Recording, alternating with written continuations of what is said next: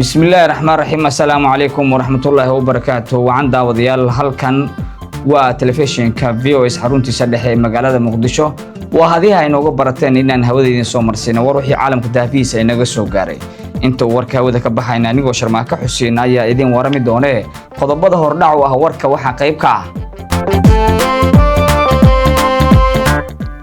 madaxweynaha Jamhuuriyadda Federaalka Soomaaliya oo shir gudoomiye kulan looga arinsanayay amniga iyo xasiloonida Koonfur Galbeed.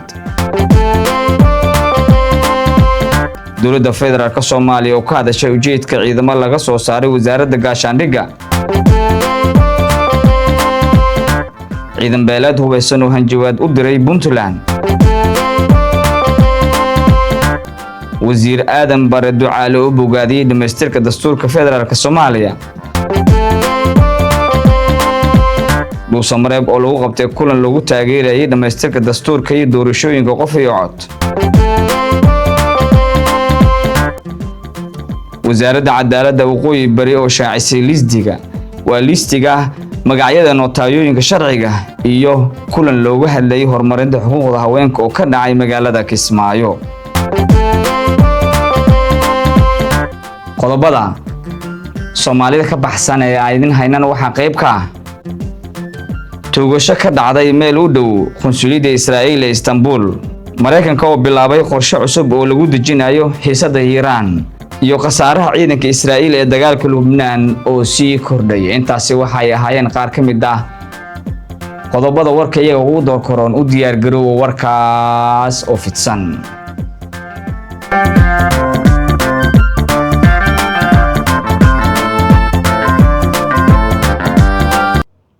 soonaqad wanaagsan madaxweynaha Jamhuuriyadda Federaalka Soomaaliya Mudane Xasan Sheekh Maxamuud ayaa shir gudoomiyay kulan looga arinsanayay amniga iyo xasiloonida Koonfur Galbeed. wariyahayaga ayaan Yuusuf Faarax ayaa qodobkaasi inoo qaada dhigaysa. madaxweynaha Jamhuuriyadda Federaalka Soomaaliya Xasan Sheekh Maxamuud ayaa kulan muhiim ah kula qaatay magaalada Baydhabo wasiirada xukuumadda Federaalka Soomaaliya iyo xildhibaanada labada aqal ee baarlamaanka dalka ee ku sugan halkaasi. kulankaasi ayaa diiradda lagu saaray xaaladda guud ee deegaanada dowladda goboleedka Koonfur Galbeed iyadoo si gaar ah looga hadlay arrimaha amniga, xasilinta, dib u dhiska hay'adaha maamulka iyo dardargelinta adeegyada dawliga ah. madaxweynaha ayaa adkeeyay muhiimadda ay leedahay sugidda amniga iyo xoojinta wada shaqaynta ka dhaxaysa dowladda goboleedyada dalka ee dowladda federaalka ee Soomaaliya si loo xaqiijiyo xasilooni waarta iyo horumar muuqda. sidoo kale waxa uu tilmaamay in dowladda federaalka Soomaaliya ay mudnaanta siinayso dib u dhiska hay'adaha dawliga ah iyo horumarinta adeegyada bulshada sida caafimaadka, waxbarashada iyo biyaha. intii uu socday kulanka, mas'uuliyiinta ka qayb galay kulankaasi ayaa soo bandhigay warbixino la xiriira xaaladda amniga iyo midda horumarineed ee deegaanada Koonfur Galbeed iyagoo muujiyay baahiyaha jira iyo qorshaha la doonayo in lagu horumariyo adeegyada asaasiga ah. ugu dambeyn, kulanka ayaa qayb ka ahaa dadaalada joogtada ah ee dowladda federaalka Soomaaliya ay ugu jirto xoojinta amniga, horumarka adeegyada bulshada iyo dhismaha hay'adaha dawladeed oo awood leh si loo gaaro xasilin iyo horumar waara. iyadoo hadal hayn badan dhalisay ciidan dhawaan lagu arkay gudaha Muqdisho aad u tiro badan ayaa dowladda Federaalka Soomaaliya waxa ay shaacisay ciidankaasi ujeedada looga soo saaray wasaaradda gaashaandhigga. wariyahayaga Maxamed Cali Siyaad ayaa inoo faahfaahinaya. dowladda federaalka ee Soomaaliya ayaa faahfaahin ka bixisay ciidamo tiro badan oo maanta laga soo saaray xarunta wasaaradda gaashaandhigga Soomaaliya kadib marka ay soo baxeen warar kala duwan oo lagu faafiyay baraha bulshada. wararkaas ayaa tilmaamayay in ciidamadan loo jeeyo mid ka mid ah maamul goboleedyada dalka, hase yeeshee saraakiil ka tirsan ciidamada xoogga dalka Soomaaliya oo la hadlay VO Somali TV ayaa si rasmi ah u beeniyay arrintaasi iyagoona caddeeyay inaysan jirin wax howlgal ah oo ciidamadan ay ku wajahan yihiin. saraakiisha ayaa xaqiijiyay in ujeedka ciidamadan uu yahay u diyaargarowga munaasabadda 12 Abriil oo ah sanad guurada aasaaska ciidamada xoogga dalka Soomaaliya.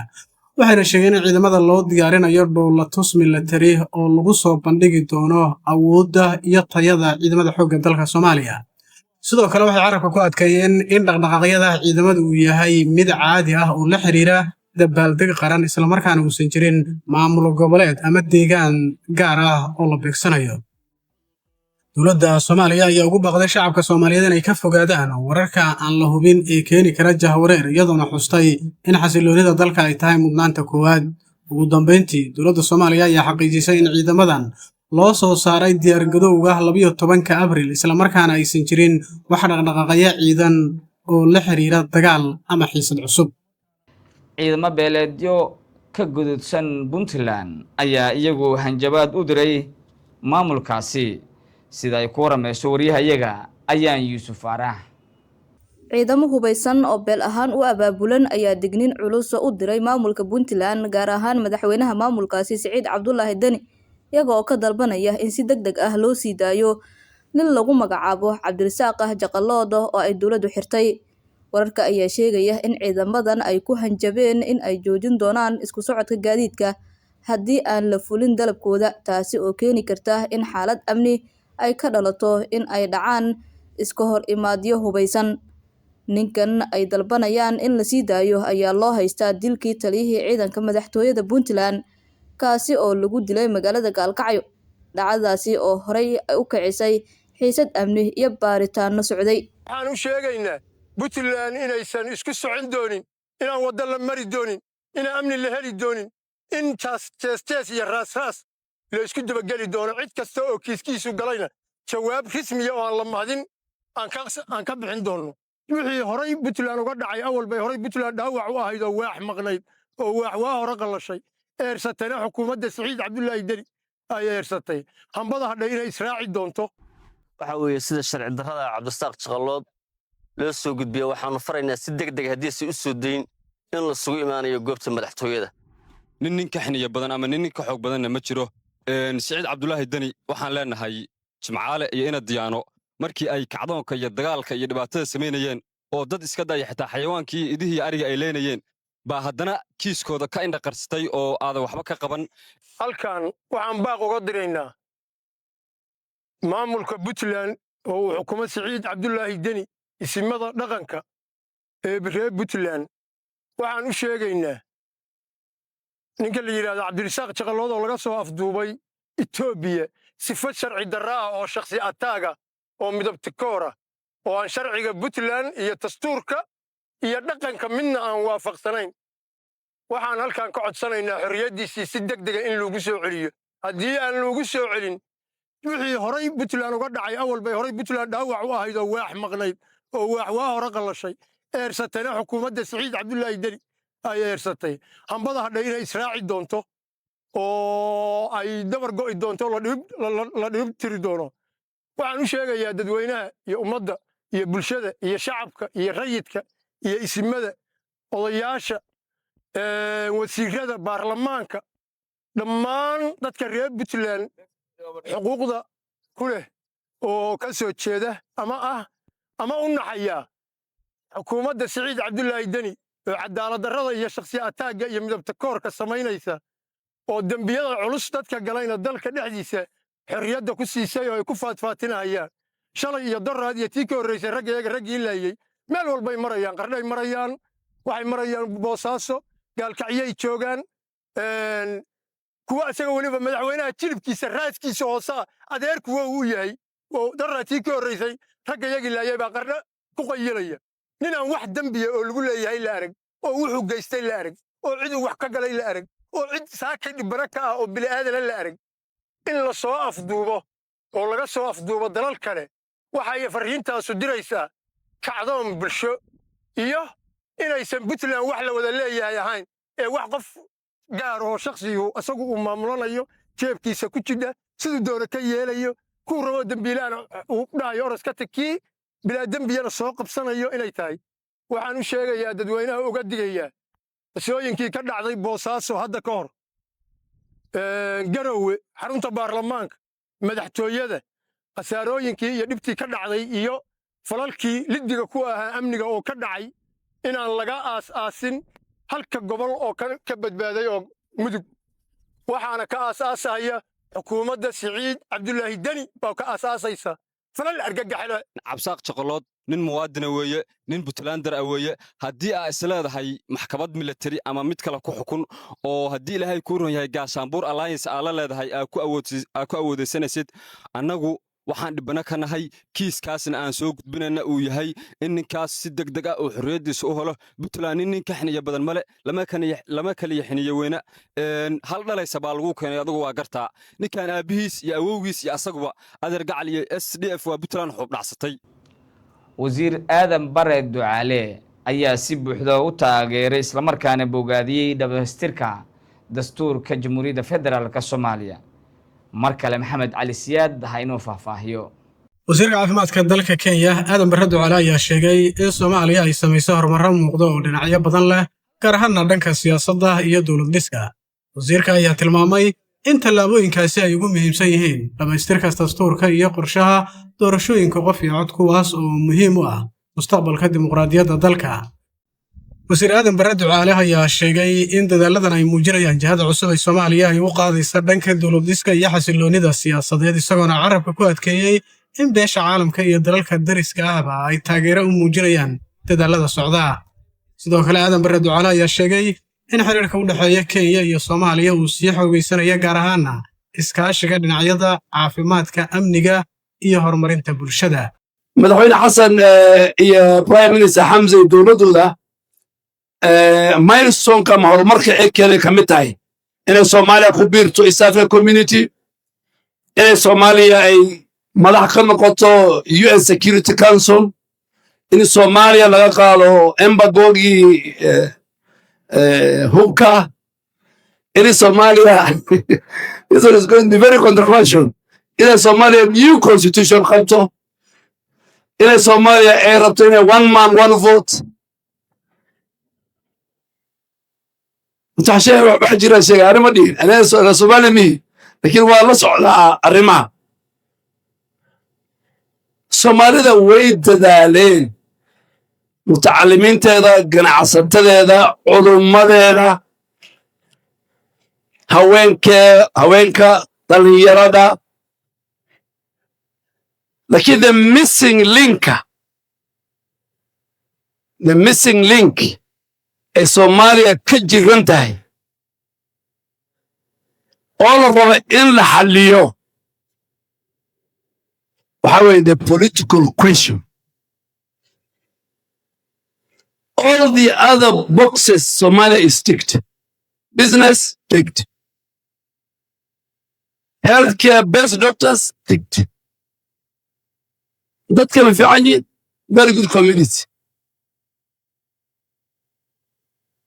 so the politics must be fixed and it is not a choice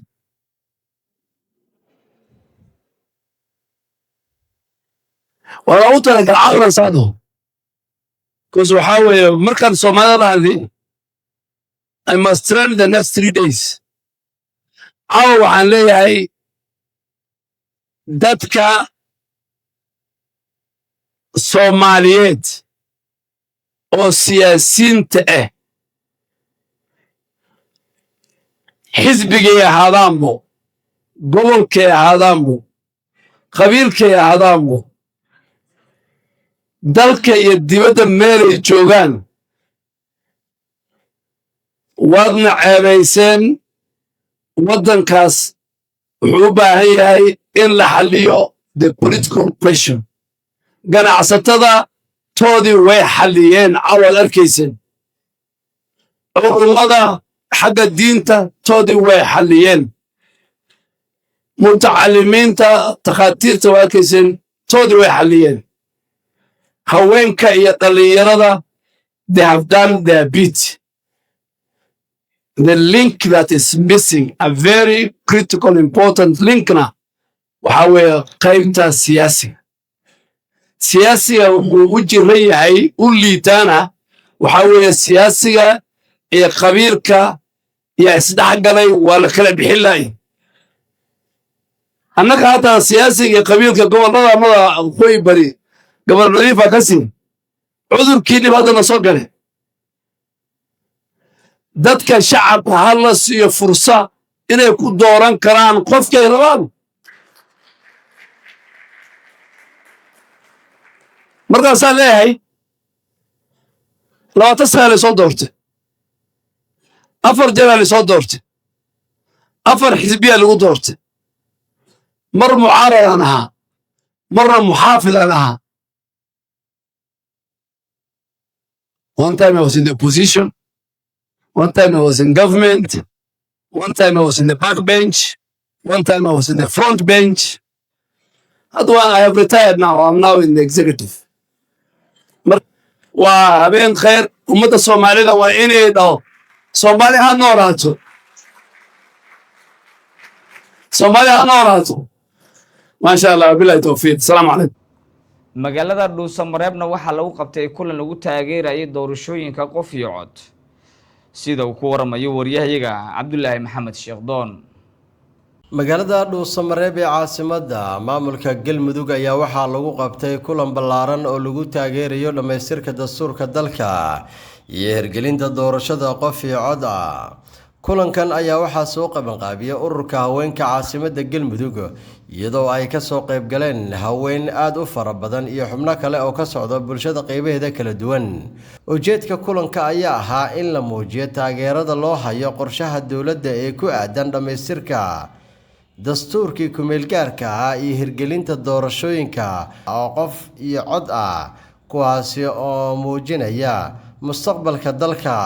inta uu kulanka socday waxaa sidoo kale lagu bogaadiyay guulaha ciidamada xoogga dalka Soomaaliyeed ay ka gaareen howlgalladii ugu dambeeyay ee ka dhacay qaybo ka mid ah dalka, gaar ahaan dagaaladii ka dhanka ah kooxda argagixisada ee Al-Shabaab. haweenkii kulanka ka hadlay ayaa si isku mid ah u sheegay in ay si buuxda u taageersan yihiin dhamaystirka dastuurka iyo hirgelinta doorashooyinka, iyadoona ku baaqay in la xoojiyo dadaalada lagu xaqiijinayo nidaamka doorashada hufan. dastuurkaas aadaan u taageeraynaa oo u soo dhaweynaynaa oo dawladda ugu garab istaagaynaa. waynu ku mahadsan yihiin baarlamaanka 11aad ee mas'uuliyadda iska saaray inay dhamaystiraan dastuurka oo ah waajibaadkoodii oo ay gudanayeen. ma ahan dastuurka dhamaystirkiisa maamul goboleed in laga rabo, ma ahan shakhsiyaad kale in laga rabo. waxa loo xil saaray oo loo doortay inay dastuurka ka shaqeeyaan, arrimihiisa galaan, wixii ku habboon wadadii ku habboon ay mariyaan waa baarlamaanka federaalka Soomaaliya ee la soo doortay ee ka kala yimid maamul goboleedyada dalka ayagoo matalayo bulshadii maamul goboleedyada ka yimaadeen. annagu waxbaan ku lahayn reer Galmudug haddaan nahay, maamul goboleed kastaana saas wax ugu lahaa. annagu waan ku taageeraynaa, dumarkii baan nahay, annagoo ku hadlaynaa afka dumarka Soomaaliyeed. waxaan leeyahay nabadaan ku jirnaa, annaga nabadda hooskeedaan nahay, waxaana taageeraynaa dhamaystirka dastuurka Soomaaliya. waxa annaga Soomaaliyu aan leenahay inaan qorannay oo baarlamaanka nagu meel mariyeen oo inta badan isla ogol ka nahay, inta kalena way ogolaa doontaa haddii Ilaahay yiraahdo. waxaagu ha kuu xumaadaan ha kuu fiicnaadaan, qalad iyo sax inaad adiga samaysataa horta waa bicisi iyo sharaf oo aan qof kaleba ku soo faragelin oo cid kale wax kuu soosan samaynin. marka hore horta midaasaan taageeraynaa, ku faraxsannahay. madaxdanadana gaarsiiday heerkay rabta ha joogtana ayagana waan ku abogaadinaynaa, waan ku ammaanaynaa. haddaan dib u dhacnay waan ka soo kacnay, hadda bidnillaahi kariim waan ka sii soconaynaa. tan dambe ee doorashada ani ahaan waxaa macno weyn iigu fadhida inaan ka tagay selection oon aaday election. aan aadayno haddii Ilaahay yiraahdo sida bilaabatay haddaan ku sii socono aan xulasho ka gudbayno, waxaana duldhigaba garamayno. adduunkuba hadda wax sameeyaa ma jiraan, marka waan ka gudbi karnaa. waxa weyn maan gobol anaga naga tirsanaa sameeyo election oo ka gudbay selection mar hore. soo marka dhammaan anagoo Soomaali weyn inaan ka gudubno waxna hortaagan ma jiraan. weligay aniga intaanaan la eegahay doorasho qof iyo cod ma arkin, kuma ciil bixin codkayga. madaxdii ku soo celiday shacabka waa u mahad celinaynaa, aad iyo aad u mahadsan yihiin oo codka nagu soo celisay inaan annaga xornahay, qofkaan rabno dooro karno, qofkaan rabnana diidi karno. qof bini aadana markaa taa waa inaad waxna dooro kartaa waxna diidi kartaa. intaas inaan helnaa horta annaga muhiim noo ah. marka horeyta waxaan aad iyo aad ugu mahad celinaa ciidamada Soomaaliyeed, gobolkay rabaan ha joogaan, magacay rabaan ha lahaadaan, mansabkay rabaan ha lahaadaan, oo sida sharafta leh maca boodhariskeena dhexdeena hadday tahaba heeganka buuxa ugu ah nabadgelyadeenna, amnigeenna iyo inay Soomaali ay wax noqoto. xaqiiqatan haddaanan ciidan cudubna aanan haysan waxba ma noqoneen. markaan aad iyo aad waxaan ugu mahad celinaa ciidamada qalabka sida meeshay rabaan ha joogaan, magacay rabaan ha lahaadaan. qodobka dhamaystirkana waxaan uga mahad celinaynaa baarlamaankeena iyo madaxweynaha federaalka Dr. madaxweyne xasan sheekh maxamuud dal xoreeye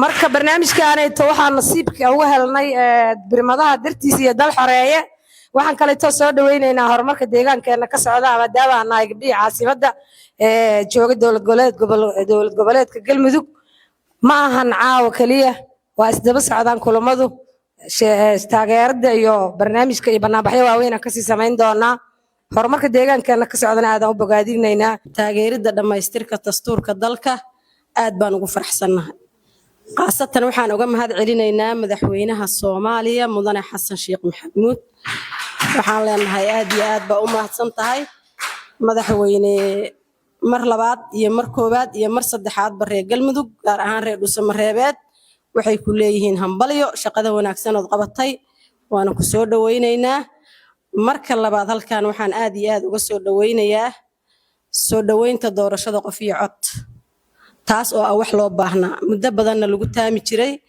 oo la sugayay doorasho qof iyo cod qof walba inuu arko ama helo maanta ay taagan tahay waxaan rajaynayaa doorashadan insha Allah meeshaan waa caasimad qof walba ay u furan tahay qof ay ka xiran tahay malahan haday maxaa la dhahaa siyaasiyiin tahay haday maxaa la dhahaa qof kale wadaniya tahay qof ay ka xiran tahay mala caasimadu qof walba u furan tahay waa ku soo dhaweynaynaa si sharaf leh si magac leh si miisaan leh gabdhaha caasimadu soo dhaweynta iyo martiqaadka iyo gogosha iyo diyaar ay u yihiin Dhuusamareebeed doorashada inay ka qayb galaan taas anagoo u taagan oo diyaar u ah mar walbana gabdhuhu ay ka qayb qaataan nabadda oo ay nabadda soo dhaweeyaan wax walbana ay diyaar leeyihiin adinkuna xuquuqdiina ha iloobinina raadsada istaageera isgarab qabta inta musharaxiinta u taagan waxaan rajaynaynaa inay afka ka dhigin ay ka dhabay doonaan gabdhuhuna ay garab qaban doonaan halkaana waan ku soo dhaweynaynaa magaalada quruxda badan ee dhisantay ee kor u kacday qof walba oo imaanayo siyaasiya waan ku soo dhaweynaynaa soo dhawaada doorashadana insha Allah mid khayr qabta Allah nooga dhigo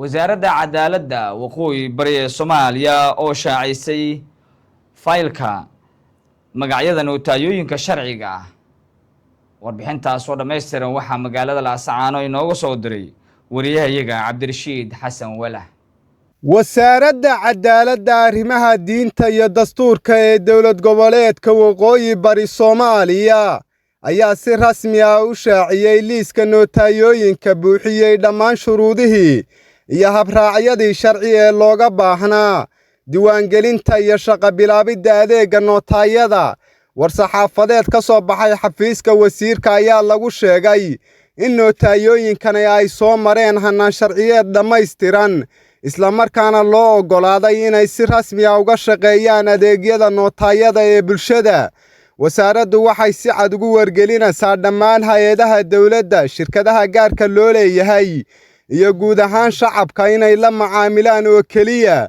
nootayooyinka ku jira liiska rasmiga ah si loo hubiyo hufnaan iyo kalsooni sharciyeed sidoo kale waxaa digniin adag loo jeediyey cid kasta oo si sharci darro ah uga howlgashan oo adeegga nootayada iyadoo la sheegay in laga qaadi doono tallaabo sharci ah oo waafaqsan xeerka dalka ugu dambayn wasaaraddu waxay ku boorisay bulshada inay ka digtoonaadaan nootayooyinka aan diiwaan gashanayn isla markaana ay xaqiijiyaan in adeeg kasta oo nootayo ah laga helo qof ku jira liiska la ansixiyey magaalada Kismaayana waxaa lagu qabtay kulan looga hadlayay horumarinta xuquuqda haweenka warbixinta soo socota waxaa qalinka u qaatay wariyahayaga Cabdullaahi Maxamed Sheekdoon xarunta golaha wakiilada dowlad goboleedka Jubbaland waxaa maanta ka dhacay kulan muhiim ah oo u dhaxeeya mudanayaasha baarlamaanka Jubbaland iyo mas'uuliyiin sare oo ka socda xafiiska qaramada midoobay oo u qaabilsan arrimaha haweenka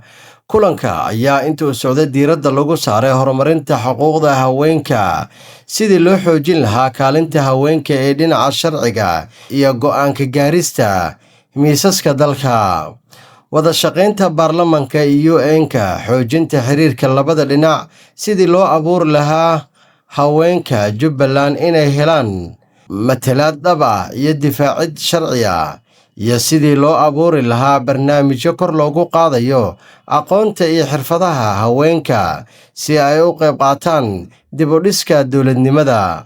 Marka uu kulanka soo idlaaday waxaa warbaahinta la hadlay xildhibaan Foos Cali Cabdiraxmaan oo sharaxday ujeedka shirkaasi. bismillaah gudoomiyaha baarlamaanka dowladda Jubbaland ahna kusimaha madaxweynaha, gudoomiye ku-xigeenka baarlamaanka dowladda Jubbaland, baarlamaanka kale ee saaxiibadii ah ee halkan igula sugan, waan u mahadcelinayaa warbaahinta.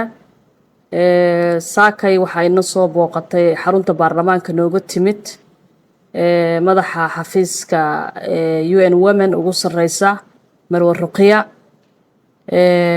xog waraysi iyo wada sheekaysi kadib waxaan ka wada hadalnay in baarlamaanka ay helaan tababaro dal iyo dibadba ah, gaar ahaan gabdhaha kookaska baarlamaanka dowladda Jubbaland si trainino fara badan ay gabdhaha ay u helaan kookaska ku jira, inay nagala shaqeyso Marwo Ruqiya oo ah madaxda ugu sareysa UN Women Soomaaliya.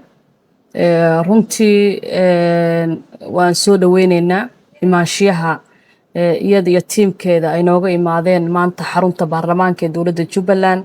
waana u mahadcelineynaa, wayna noo sheegtay in si guud iyo si gaaraba ay noola shaqeyn doonto hadduu Rabbi idmo, maadaama markii hore shaqsigii ka horeeyay markaasi xilka hay isagana si dhow iyo si gaarba uu noola shaqeyn jiray in baarlamaanka tababaro fara badan ay helaan, in gabdhaha kookaska baarlamaanka ku jira ayaga naftirkooda in ay helaan tababaro, inay helaan xafiisyo qaas ah ayaga ay ku shaqeeyaan in loo qalabeeyo. marka waxyaabo fara badan ayaan ka hadalnay. insha Allah guul ayuu nooga soo dhamaaday kulankeena. wahagaag daawadayaal, weli waxaad daawanaysaan wararka Soomaalida, iminkase wararka caalamka. toogasho ka dhacday meel u dhow qunsuliyadda Israa'iil ee magaalada Istanbul. faahfaahinno ka soo baxayso weerar hubeysan oo ka dhacay agagaarka qunsuliyadda Israa'iil ee magaalada Istanbul, kaas oo sababay khasaare dhimasho iyo dhaawac. sida ay sheegeen mas'uuliyiinta Turkiga, 3 qof oo hubeysan ayaa weerar ku qaaday ciidamada ammaanka ee ku sugnaa banaanka dhismaha qunsuliyadda, taa oo keentay in iska horimaad toos ah u dhex maro booliiska iyo kooxdii weerarka soo qaaday. sida la xaqiijiyay, 1 qof ayaa ku dhintay weerarkaasi halka dad kale oo rayid ah ay ku dhaawacmeen. sidoo kale 2 askari oo ka tirsan booliiska ayaa ku dhaawacmay iska horimaadka ka dhacay goobtaasi. dhanka kale, ciidamada ammaanka Turkiga ayaa toogtay mid ka mid ah raggii weerarka soo qaaday, halka 2 kalena nolosha lagu qabtay iyagoo dhaawacay. Mareykanka oo bilaabay qorshe cusub oo lagu daadejinayo xiisadda Iiraan. wararka ka imaanaya furmaha dagaalka ee u dhexeeya Israa'iil iyo Lebanon ayaa muujinaya in xaaladda weli ay tahay mid kacsan, iyadoo khasaaraha ciidamada Israa'iil soo gaarayna ay sii kordhayaan. ciidamada militariga Israa'iil ayaa shaaciyay in ugu yaraan 36 askari ay ku dhaawacmeen gudaha Lebanon 48 saac ee la soo dhaafay kadib weerarkii isdaba joogga ah oo ka dhacay aaga xadka iyo gudaha Lebanon. sidoo kale, warbixin ay soo gudbisay wariye ku sugan Lebanon ayaa sheegtay in tirada guud ee askarta Israa'iil ee ku dhaawacmay dagaalkan ay kor u dhaafayaan 411 askari tan iyo markii uu dagaalka bilowday. tiradaasi waxaa ka mid ah 27 askari oo xaaladoodu aad u daran tahay, 60 askari oo qaba dhaawacyo fudud. dagaalkan u dhexeeya Israa'iil iyo xoogaga hubeysan ee ka dagaalamaya Lebanon, gaar ahaan kooxda Xisbullah, ayaa xoogeysanaya iyadoo labada dhinac isdhaafsanayaan duqeymo culus iyo weeraro toos ah. wahagaag guud ahaan halkaasi waxaan ku soo afmeeraynaa war wixii caalamka daafiisa inaga soo gaaray. inta warka hawada ka baxayeen anigoo Sharmaake Xuseen ayaa idin waramay, idinkoo ku mahadsan daawashada warkan. inta warkan warka xiga aan ku kulmi doono, sida ay nabadgelyo. assalaamu calaykum waraxmatullaahi tacaala wabarakaatuh.